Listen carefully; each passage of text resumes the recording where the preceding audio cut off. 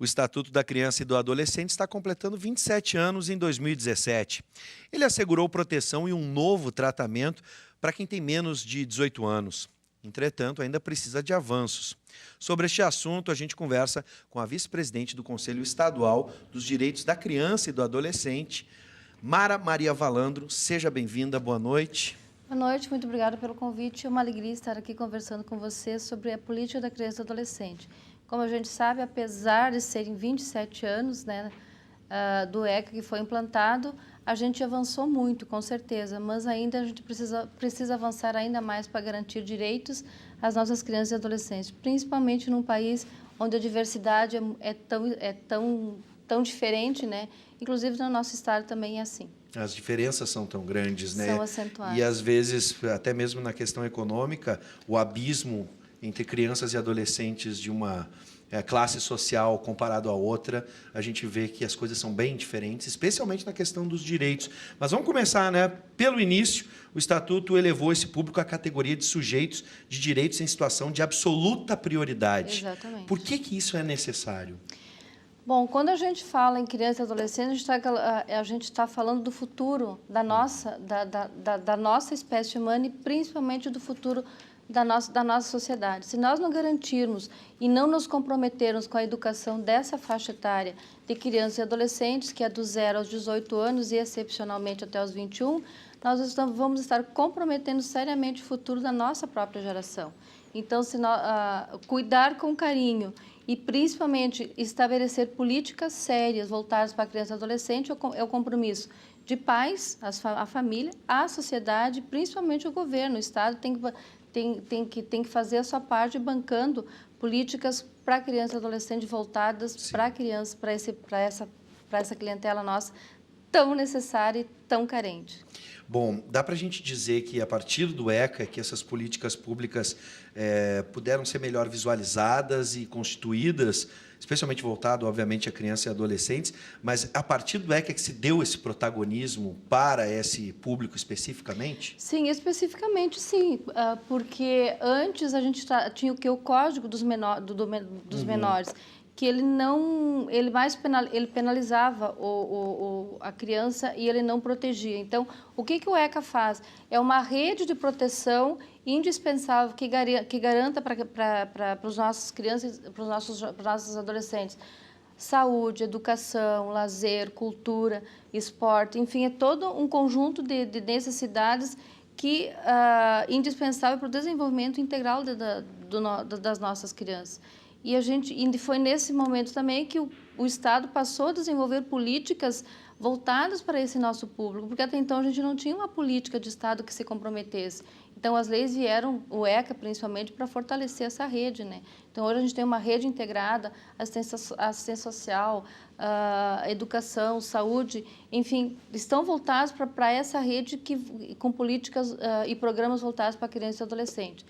E nessa caminhada, a gente também tem que destacar a questão da criação dos conselhos, da criança e adolescente principalmente, porque são eles que fortalecem essa rede, né? E quando a gente fala em estado do Rio Grande do Sul, apesar do nosso estado ser um estado extremamente desenvolvido, a gente está falando ainda de um contingente bem significativo de municípios que ainda não tem o seu conselho da criança e adolescente. E também nós estamos falando de um número bem significativo de municípios que ainda não tem o fundo da criança e adolescente.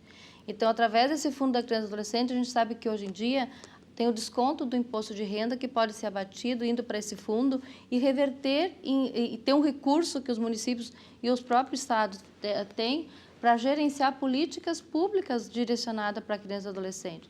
Só para vocês terem a ideia, o FECA, que é o Fundo Estadual dos Direitos da Criança e Adolescente, esse ano foi aberto, no final de 2016, foi aberto 2 editais. No total foram 4 milhões e meio que foram distribuídos entre entidades que se inscreveram. Sim. O próprio Conselho faz a seleção e agora, então, eles vão receber o recurso para executar programas destinados para criança e adolescente. Quem pode participar? Qualquer instituição que trabalhe com criança e adolescente, pode ser tanto instituição pública quanto privada. Então, são recursos que iriam para outra esfera de governo, né, para recursos para a federação e que permanecem no Estado, que a gente passa a beneficiar entidades que estão aqui. E a maioria dos municípios, os novos municípios gaúchos, infelizmente, eles não sabem dessa disponibilidade que é possível e é legal, né? Especificamente porque a gente sabe exatamente para onde está indo o dinheiro, para quais instituições, né? E não se perde nesse mar de burocracia que a gente tem entre município, estado e federação. E é tão fácil fazer isso, desde que, claro, precisa o município ter a sua lei, que nem o estado já tem isso garantido, mas o município que ainda não tem, ele tem que constituir o seu fundo, né? Ele tem que ser criado, tem que estar legalizado. A partir daí, qualquer cidadão, tanto pessoa jurídica quanto pessoa física, ela pode depositar nesse fundo e ela sabe que quem é que vai gerenciar esse recurso é o Conselho Municipal também da Criança e Adolescente. Sim. Então, o recurso ele está saindo, ele fica no município, ele não sai e reverte em ações para a política da criança e do adolescente. Bom, antes da gente avançar até mesmo por questões que envolvem o ECA e que trouxeram, por exemplo, legislação, a lei da escuta protegida, mas antes eu quero ir nas críticas que alguns fazem. Por exemplo, né, críticos afirmam que o tratamento diferenciado para criança e adolescente permite que muitos adolescentes entrem no mundo do crime. Isso acontece, tem muita gente que acha que o ECA acaba aliviando a barra para alguns menores de idade que já estão, né, que acabam sendo cooptados pelo mundo do crime muito cedo. E a gente vê a realidade diariamente aqui no nosso programa ou em outros telejornais, a gente noticia, às vezes, participação de menores em grandes crimes com muita violência. Eu acho que isso também é uma consequência do que a gente está vivendo enquanto sociedade. A violência, a violência, a partir do momento que a sociedade ela está aumentando a violência, ela acaba também levando junto os nossos adolescentes. Então, quando a gente fala também a questão da diminuição da maioridade penal.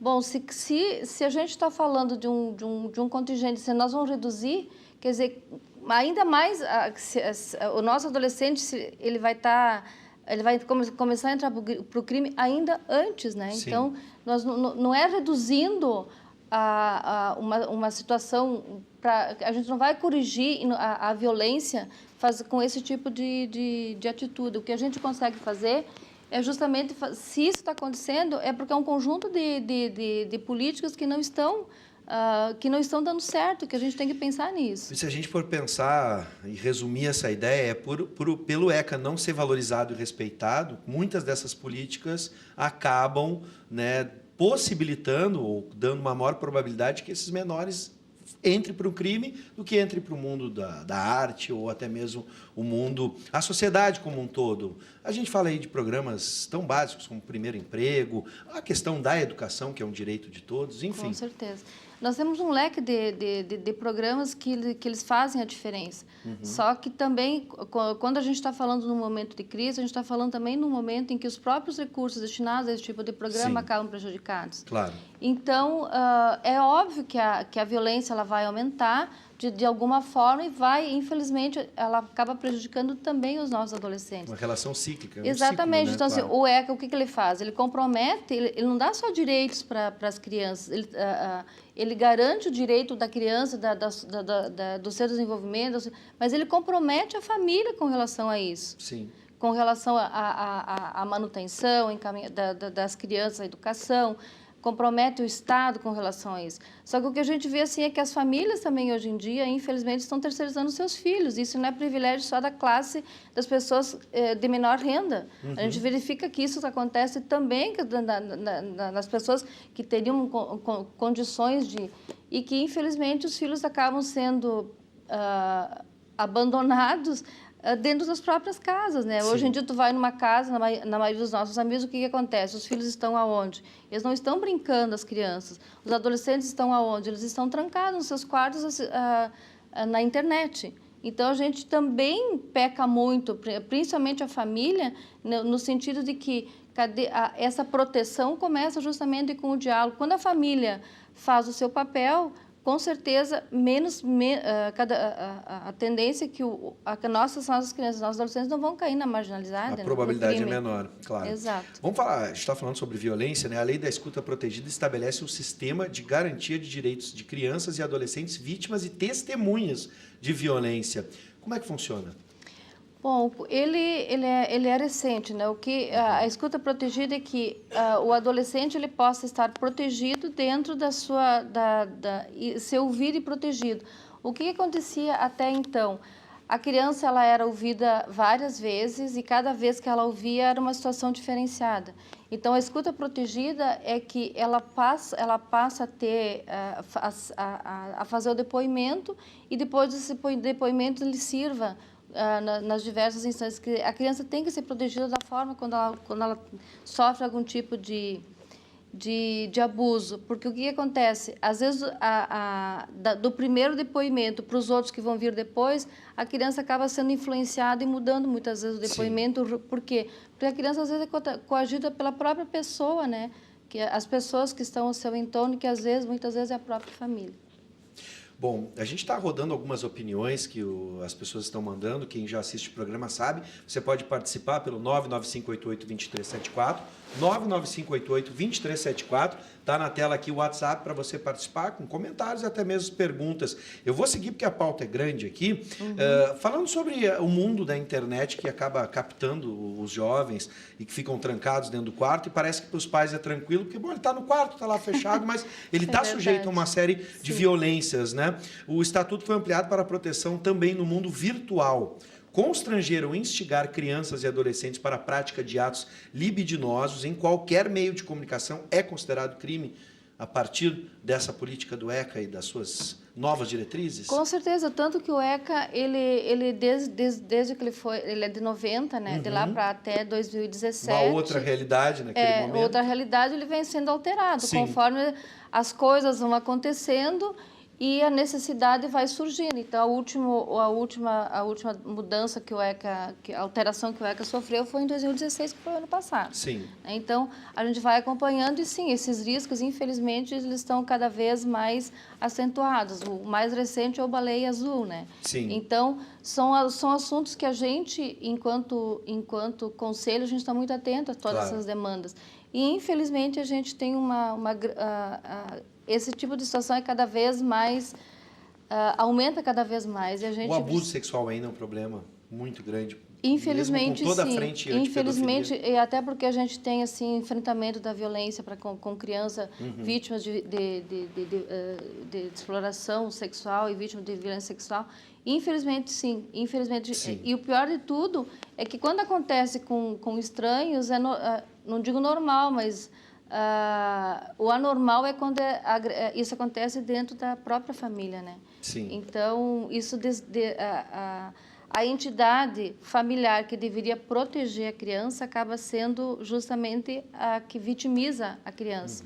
E aí a criança acaba deixando, muitas vezes, tendo que ir para uma família substituta em função da agressão que ela acaba sofrendo dentro de casa. Bom, a gente está chegando ao final da nossa conversa. Onde tu acha, Mara, que o código ainda precisa avançar? Eu tenho aqui algumas situações bem contemporâneas para a gente incluir, como a questão da diversidade, né, a cultura do machismo e a violência velada, né, ou também as questões de gênero e sexualidade, enfim. Tudo isso ainda precisa ser tratado de alguma forma pelo ECA? A gente pode esperar mais mudanças daqui para frente? Eu acho que a questão que mais que tem a ver, eu acho que essa diversidade de gênero já está bastante superada com relação assim à aceitabilidade, porque uma vez isso não era aceito tão normalmente, mas hoje a gente vê assim que as coisas já estão mudando bastante. Inclusive a questão do machismo, né? Mas sim, a gente tem que pensar em avançar em termos de políticas públicas, mas eu gostaria assim, de colocar que, para nós, enquanto conselho, a gente está trabalhando no plano decenal dos direitos da criança e do adolescente, né? Então, e dentro desse plano a gente vai estar contemplando todas essas demandas que têm surgido que a gente ainda não tem contemplado de alguma forma no ECA, mas então a gente vai incluir dentro do plano decenal aqui para o estado do Rio Grande do Sul.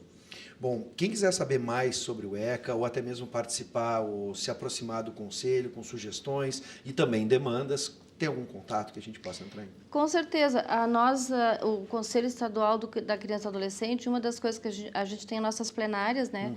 Que elas são... a ordinária, ela acontece todas as terças-feiras, durante todo o dia, que atualmente, ali na 7 de setembro, 713 o número.